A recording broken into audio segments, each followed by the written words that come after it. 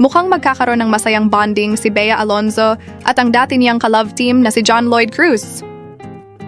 Sunod ito ng pagkomento ni John Lloyd sa Instagram post ni Bea, kung saan inimbitahan niya ang aktres at ang boyfriend nitong si Vincent Co na magsalo sa isang meal.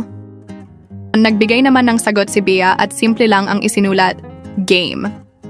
Dahil dito, hindi napigilan ng fans ng tambalang Bea at John Lloyd na sumikat sa pelikulang One More Chance, nakiligin at mag-abang sa muling pagsasama ng dalawa kahit off-cam lamang.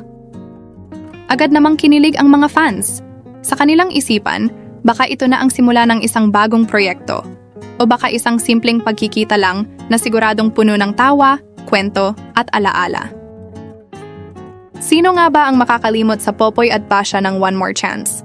Mahirap kalimutan ang chemistry at husay sa pag-arte ng dalawa, kaya kahit off-cam lang ang pagsasama, panalo na ito para sa fans. At ang mas nakakatuwa pa, mukhang bukas ang bagong boyfriend ni Bea sa ganitong bonding. Isang sinyalis ng respeto at maturity sa relasyon.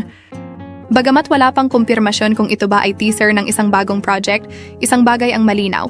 Nananatili ang magandang samahan ni na John Lloyd at Bea. At sa panahong bihira na ang tunay na pagkakaibigan sa showbiz, ito ay isang bagay na dapat ipagdiwang para sa fans ng tambalang Bea at John Lloyd. Ito ay isang paalala.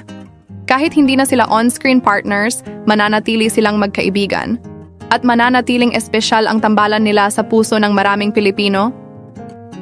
Kaya mga ka-showbiz, abangan natin kung may susunod pang kabanata sa reunion na ito.